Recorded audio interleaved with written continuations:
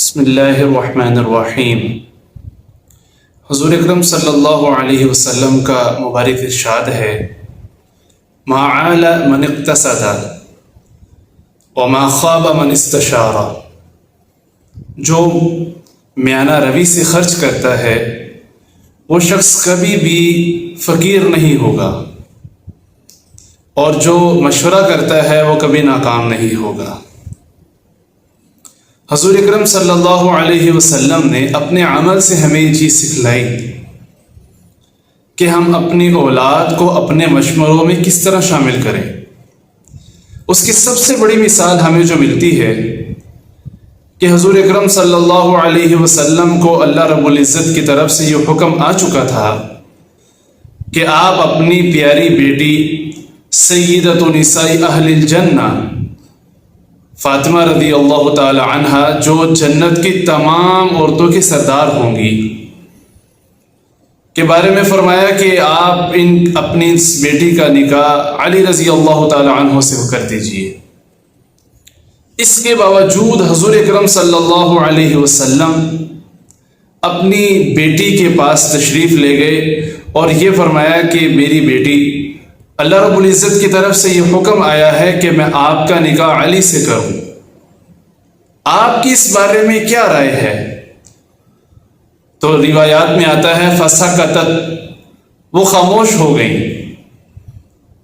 تو ان کی خاموشی اس بات کا اظہار تھا کہ میں علی سے نکاح کے لیے تیار ہوں۔ تو ہم اندازہ لگائیں کہ حضور اکرم صلی اللہ علیہ وسلم کو کسی سے مشورے کی ضرورت نہیں تھی۔ آپ صلی اللہ علیہ وسلم ایک کامل العقل انسان تھے۔ ساری دنیا کے لوگوں کی عقل سمجھ ایک طرف اور ہمارے پیارے نبی اکرم صلی اللہ علیہ وسلم کی سمجھ، عقل اور آپ صلی اللہ علیہ وسلم کی دور اندیشی ایک طرف۔ اس کے باوجود اپنی امت کو یہ سبق دیا کہ خصوصاً رشتوں کے معاملے میں اپنی اولاد سے مشورہ کرو۔ یہ تمہاری عزت کے خلاف چیز نہیں ہے، اس سے تمہاری شان میں کوئی کمی نہیں آئے گی، بلکہ اس کا فائدہ کیا ہوگا کہ مشورہ کرنے سے اللہ اس کام میں خیر ڈال دیں گے۔ خصوصاً ہمارے معاشرے میں بچیوں کے ساتھ یہ زیادتی کی جاتی ہے کہ ان کی مرضی کے بغیر اور اپنا خاندان بچانے کے لیے اس کو کسی ایسے شخص کے سپرد کر دیا جاتا ہے جو اس کے قابل نہیں ہوتا، اس کو خوش نہیں رکھ سکتا، اس کی ضروریات پوری نہیں کر سکتا، اور وہ اچھے اخلاق والا نہیں ہے، اس کا ایک اچھا کردار معاشرے میں شمار نہیں ہوتا۔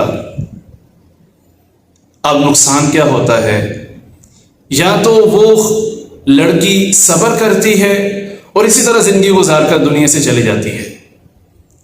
یا جو رشتہ ہم نے وقتی طور پر بچایا تھا کہ یہ میرے بھائی کا بیٹا ہے، اگر میں رشتہ نہیں دوں گا تو میرا بھائی ناراض ہو جائے گا، یہ میری بہن کا بیٹا ہے، اگر میں رشتہ نہیں دوں گا تو ناراض ہو جائے گی، تو وقتی طور پر ہم رشتے کو بچانے کے چکر میں اپنی اولاد کو ایسے آدمی کے سپرد کر دیتے ہیں جو اس کی زندگی بالکل تباہ کر دیتا ہے، اور بعد میں خدا نہ خواستہ نوبت طلاق تک آ جائے تو وہ رشتہ جو ہم پہلے بچانے کے لیے یہ سارا کچھ کر رہے تھے، گھر بسا رہے تھے،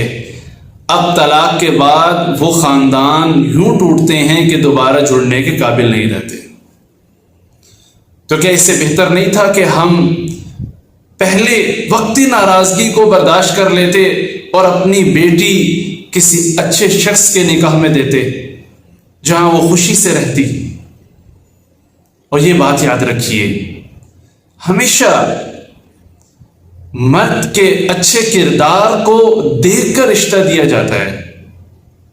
پیسہ تمام مسائل کا حل نہیں ہے۔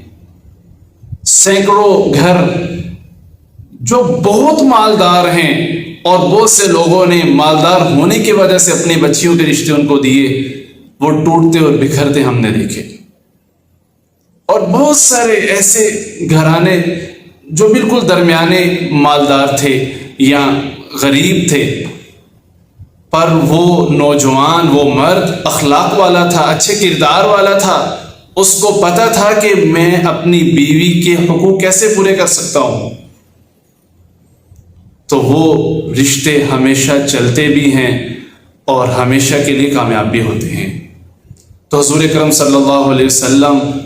کی مبارک زندگی ہمارے لیے نمونہ ہی نمونہ ہے، اور آپ صلی اللہ علیہ وسلم نے خصوصاً اس معاملے میں اپنی بیٹی سے مشورہ کر کے ہمیں بہترین سبق دیا۔